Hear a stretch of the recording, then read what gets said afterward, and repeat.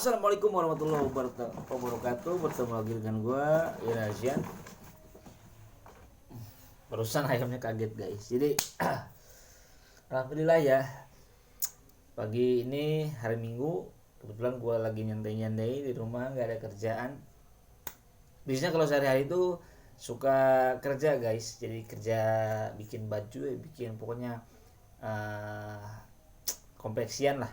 Di hari ini hari Minggu, jadi sengaja gue istirahat dulu, soalnya capek. Tiap hari dari Senin sampai Sabtu gue kerja terus, dari pagi sampai malam terus nonstop. Akhirnya sekarang pas hari Minggu gue sempetin liburan. Oke guys, kali ini gue mau curhat ya, curhat pribadi lah, curhat zaman dahulu, beda zaman sekarang ya. Kalau dulu tuh gua itu kalau mainan itu dibikin guys, seperti mobil-mobilan dibikin dari kayu, terus bannya dari sandal bekas, dari plastik. Kalau sekarang kan enak, anak-anak sekarang, bahkan sekarang anak-anak nggak doyan lagi kayak mobil-mobilan, handphonean, tapi handphone beneran, gadgetnya bener-bener gadget beneran. Jadi nggak main-main lagi. Beda kalau sama kalau zaman dulu itu mainan itu tradisional guys, dari bambu, tembakan dari bambu, serba bambu lah, serba kayu ya. Kalau sekarang udah nggak zaman lagi. Makanya anak-anak sekarang itu bener-bener jauh sama anak-anak zaman dahulu ya, bener-bener jauh lah. Gue di sini mau curhat sedikit guys, barangkali kalian ada yang sama ya. Jadi pengalaman atau ceritanya sama kayak gue dulu. Kalau gue dulu itu sekolah salah ngomong lagi. Kalau gue itu dulu berumur 7 tahun, gue baru masuk kelas 1 SD guys. Masuk kelas 1, cuman sayangnya nggak naik guys. Tapi nggak naiknya itu bukan karena gua goblok, bukan karena gua bodoh ya, tapi di sisi lain ada sebab lah. Intinya gua itu umur 7 tahun baru disunat guys. Nah kebetulan pas disunat itu, jadi pas hari ujian guys, TPB ya, kalau di kita tuh dibilangnya TPB guys.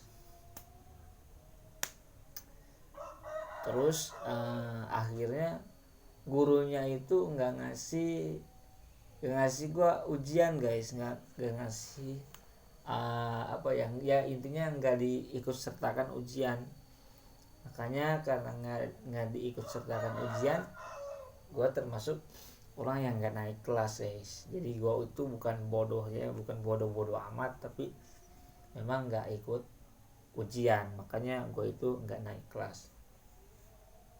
Nah itu yang pertama. Yang kedua, kalau dari segi mainan, gue biasanya mainan kayak bikin empang guys, bikin empang kolam dari tanah, dibikin peta ya, persegi 4, ukurannya 30 cm, lebarnya itu ya, lebar persegi, dan dalamnya itu 20 cm guys. Jadi digali sama teman-teman. Terus pas udah digali dikasih air, udah penuh, dikasih ikan guys. Nah ini yang paling menarik guys. Jadi pas gue masukin ikan, nah gue punya inisiatif nih, punya pikiran kayak gini, bagaimana ya kalau ini kolam, ini empang, seperti kayak kolam beneran gitu loh, seperti empang beneran. Akhirnya gue ngomong sama temen, ya udah kita bikin, kalau di orang Sunda itu bilangnya paciringan guys. Jadi tempat kita berak ya, cuman kalau kita berak kan, kalau yang di kota-kota itu kita udah punya WC sendiri ya, udah punya tempat buang air besar, di kamar mandinya pasti udah ada semua. Cuman kalau dulu itu kita mau buang air besar itu kita harus ke kolam guys, kolam ke empang ataupun ke kali ya. Dan nanti di kolam itu di empang itu ada semacam kotakan guys, kayak saung itu kecil, terus kita masuk ke dalam, terus kita buka celana terus berak. Nah seperti itulah. Nah gue bikin apa ya, simulasi seperti itu. Jadi gue bikin udah jadi kan kecil, udah bikin kayak paciringan gitu udah kecil. Nah gue mikir lagi gimana nih, ini kan udah jadi di paciringannya, tempat buang air besarnya, gimana supaya ini kolam seperti kolam beneran. Akhirnya teman gue itu suruh berak, sama gue itu disuruh berak. Ya udah berak aja dulu di situ, di empang yang kecil kan, empangan kayak gitu yang kecil. Gue suruh dia berak, akhirnya dia berak di situ.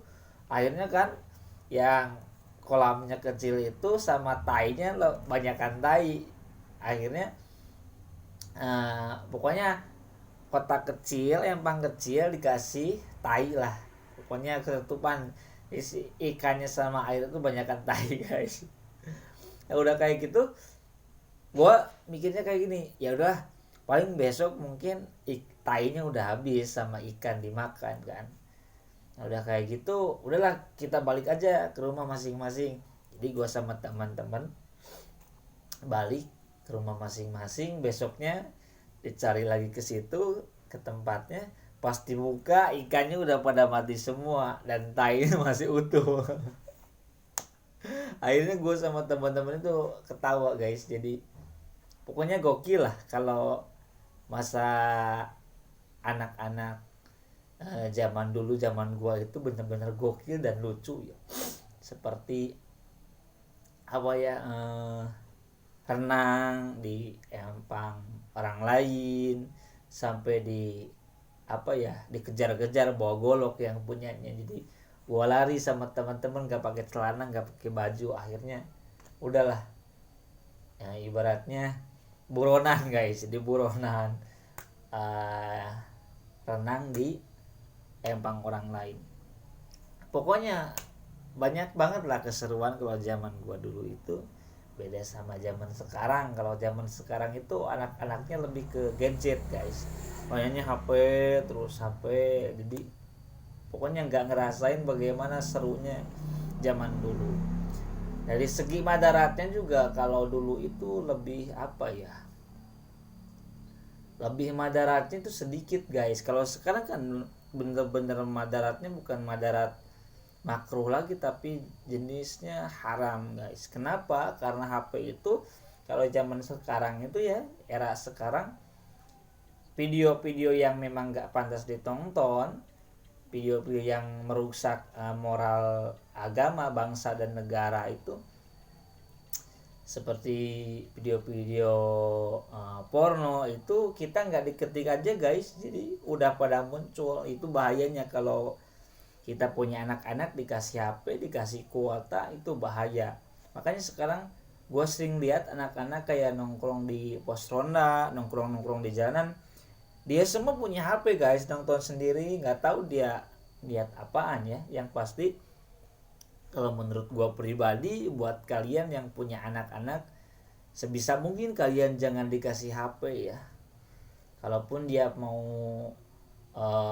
pegang HP, itu kita harus ada pantauan dan jangan dikasih kuota.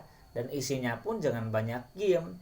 Kasih HP-nya yang dalamnya itu banyak tilawatil Quran, terus sholawatan, pokoknya banyak lah yang berbau-bau agama. Ya mungkin itulah ya curhatan.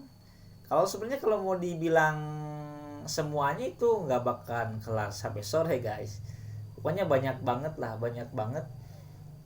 pengalaman gua yang dulu sampai sekarang itu banyak yang lucunya guys. Bahkan ada yang paling menjadikan sekalipun. Ada contoh misalkan gua itu dulu, kalau gua kan sekarang tinggalnya di Tasik tuh, tinggal di Tasik. Terus kalau gue punya kakek itu di Ciamis, jadi Kalau ke Ciamis itu pakai motor sekitar 1 jam lah. Nah, suatu saat itu kalau gua sama bokap kalau mau ke Ciamis suka berangkatnya sekitar jam 11, guys. Jam 11, jam 12, pokoknya tengah malam. Kenapa?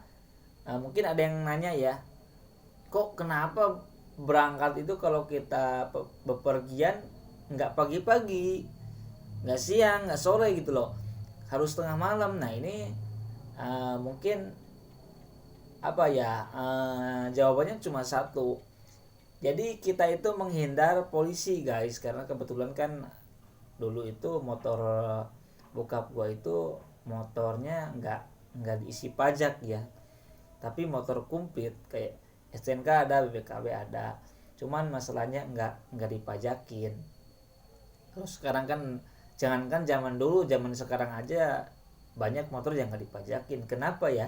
Gua nggak nyalahin orangnya, tapi dari segi ekonomi pun kita kebanyakan susah.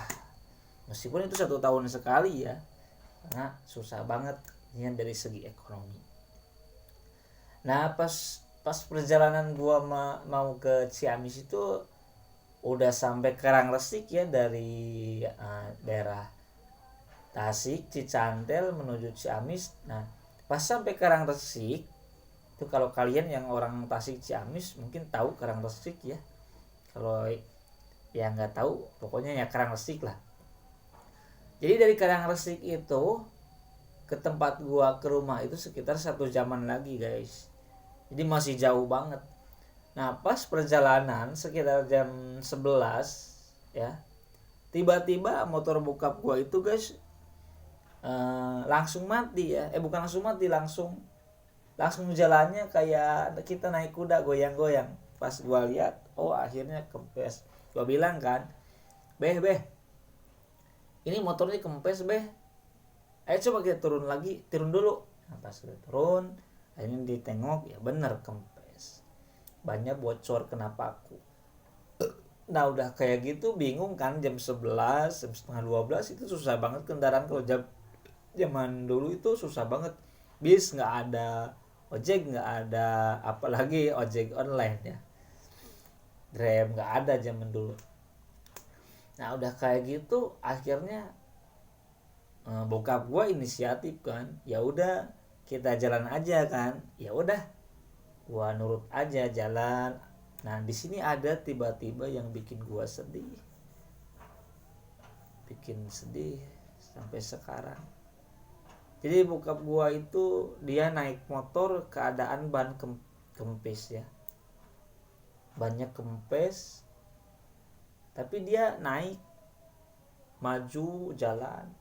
Gua akhirnya ketinggalan jauh ya. Akhirnya gue takut kan, sendirian jam setengah 12 malam, gak ada siapa-siapa di jalan raya. Akhirnya gue maksain lari ngejar. Ini guys, jadi bokap gue naik motor maju, gue lari. Nah di situ gue bikin apa ya, hati gue tuh benar-benar ngerasa, kok bisa sebagai orang tua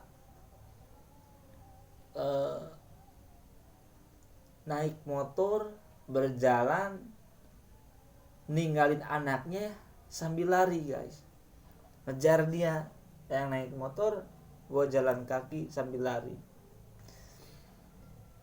Di situ gue sempat berpikir ya, kok bisa loh orang tua tega banget sama gue anaknya itu. Ini jauh loh guys, dari Tasik ke Ciamis ya, itu jauh. Dan pas dulu itu jalan kaki itu lari jam setengah 12 sampai jam 3 guys. Berarti kan 12, 1, 2, 3, 4 jam guys. 4 jam yang harusnya 1 jam pakai motor, jadi 4 jam sampai rumah. Di situ gue sampai nangis guys, keluar air mata. Akhirnya gue saking capeknya, udah sampai di rumah gue ketiduran. karena capek banget waktu itu. Udah pas tidur, besoknya gua bangun, kalian tahu nggak kenapa kaki gua dua-duanya nggak jalan guys, jadi nggak bisa digerakin, bener-bener total. Gua di situ kaget banget,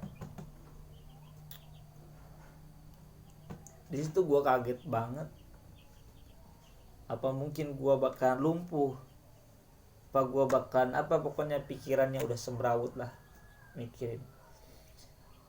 Pas gua diem merenung,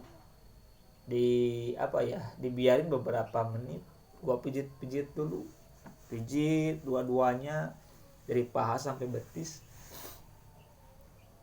Udah selang berapa menit, alhamdulillah ada gerak-gerak lagi, gerak-gerak, akhirnya bisa gerak dan berdiri lagi. Alhamdulillah sampai sekarang gua masih bisa berjalan. Nah mungkin mungkin kaget kali uratnya, yang biasanya gue kan orangnya diem ya, nggak banyak aktivitas olahraga, mungkin kaki gue urat-uratnya pada kaget kali. Biasanya nggak pernah olahraga sampai jauh kayak gitu, dipaksa lari buat ngejar orang tua yang pakai motor. Itu mungkin pengalaman gue yang benar-benar sedih, yang belum bisa gue lupain ya, karena memang itu kejadian pengalaman, bukan berarti gue naruh dendam sama orang tua, bukan, cuman gue curhat buat kalian yang sebagai orang tua, jangan sampai ya kalian menelantarkan anak-anak, karena bagaimanapun anak-anak itu adalah pewaris kalian yang akan menyayangi kalian dari mulai kalian gak bisa apa-apa sampai nanti kalian meninggal. Mudah-mudahan kita semua diberikan anak yang soleh solihah, yang bisa taat kepada Allah Subhanahu wa taala, dan takdim wa takriman kepada orang tuanya, kepada guru-guru agama.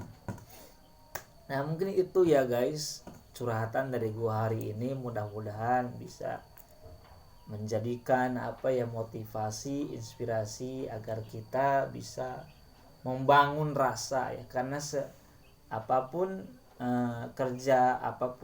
kerjanya, apapun itu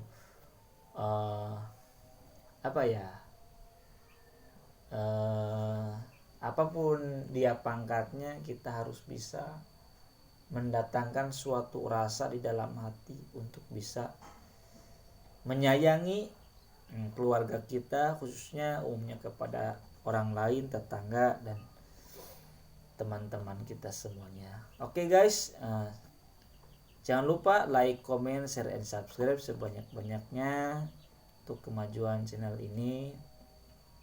Kebaikan kalian mudah-mudahan dicatat oleh Allah Subhanahu wa taala. Mudah-mudahan kita semua diberikan umur yang panjang serta rezeki yang subur, makmur dan berkah selalu. Oke, wassalamualaikum warahmatullahi wabarakatuh.